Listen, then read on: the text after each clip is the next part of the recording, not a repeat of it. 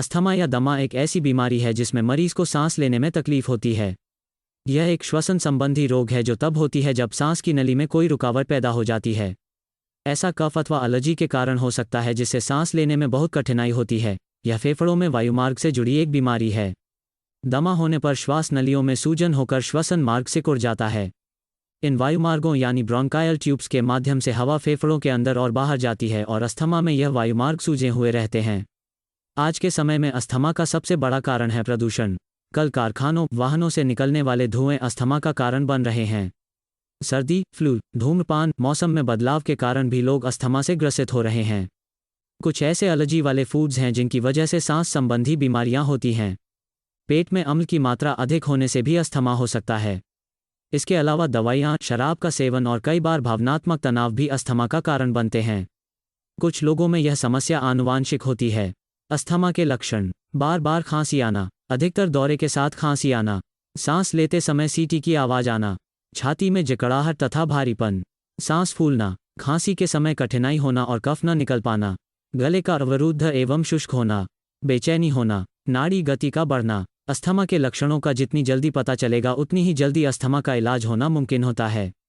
Asthma triggers: allergy को trigger करने वाले विभिन्न पदार्थों और परेशानियों का एक्सपोजर अस्थमा के लक्षणों को ट्रिगर कर सकता है। अस्थमा ट्रिगर करने वाले कारक व्यक्ति में अलग हो सकते हैं। वायुमंडलीय पदार्थ जैसे पराग, धूल के कण, मोल्ड स्पोर, कचरे के कण। श्वसन संक्रमण जैसे कि सामान्य सर्दी, ठंडी हवा, वायु प्रदूषक और परेशानियों जैसे धूम्रपान। बीटा ब्लॉकर्स, एस्पिरिन, इबुप्रोफेन और नेप्रोक्सेन जैसी कुछ दवाएं। तनाव, सल्फाइड्स और प्रिजर्वेटिव, कुछ प्रकार के खाद्य पदार्थों भी अस्थमा को ट्रिगर कर सकते हैं। अस्थमा को रोकने के उपाय: अस्थमा का घरेलू उपचार के लिए मरीजों को कुछ सामान्य बातों का ध्यान रखना चाहिए। दमा के मरीज को बारिश और सर्दी और धूल भरी जगह से बचना चाहिए। बारिश के मौसम में नमी के बढ़ने से संक्रमण बढ़ने की संभावना होती है। ज़्यादा ठंडे और ज़्यादा नमी वाले वातावरण में नहीं रहना चाहिए, इससे अस्थमा के लक्षण बढ़ सकते हैं। घर से बाहर निकलने पर मास्क लगाकर निकलें। सर्दी के मौसम में धुंध में जाने से बचें। ताज़ा पेंट, कीटनाशक स्प्रे, अगरबत्ती, मच्छर भगाने का कॉइल का धुआं, खुशबूदार इत्र से जितना हो सके बचें। धूम्रपान करने वाले व्यक्तियों से दूर रहें। मछली, गरिष्ठ भोजन, तले हुए पदार्थ न खाएं। अधिक मीठा, ठंडा पानी, दही का सेवन न करें। इसके अलावा जीवनशैली और आहार में बदलाव लाने पर दमा के प्रभाव को कम किया जा सकता है।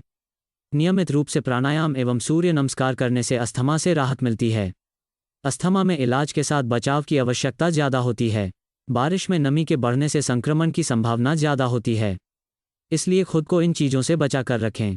ज़्यादा गर्म और ज़्यादा नम वातावरण से बचना चाहिए, क्योंकि इस तरह के वातावरण में मोल्ड स्पोर्स के फैलने की संभावना बढ़ जाती है। धूल, मिट्टी और प्रदूषण से बचें।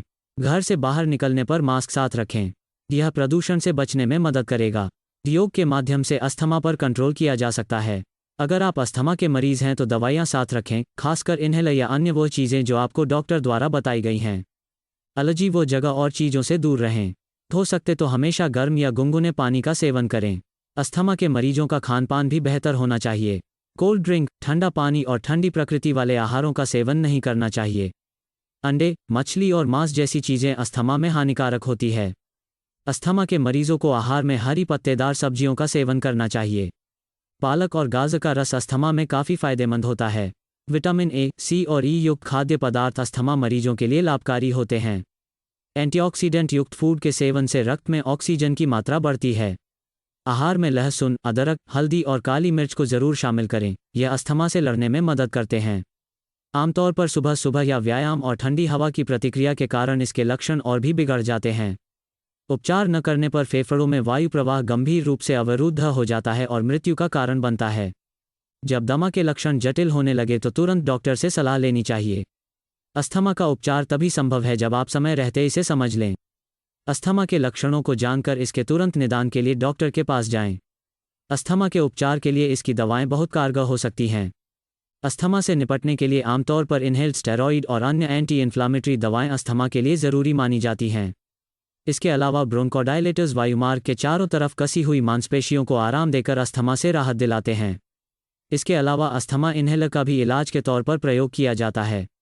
इसके माध्यम से फेफड़ों में दवाइयाँ पहुँचाने का काम किया जाता है। अस्थमा नेब्यूलाइजर का भी प्रयोग उपचार में किया जाता है। अगर आपको यह वीडियो अच्छा लगा तो वीडियो को लाइक करें। अगर आप शरीर के बारे में अधिक जानना चाहते हैं तो हमारे चैनल को सब्सक्राइब करें। यदि आप अगले वीडियो में किसी टॉपिक पर वीडियो देखना चाहते हैं, नीचे कमेंट करें।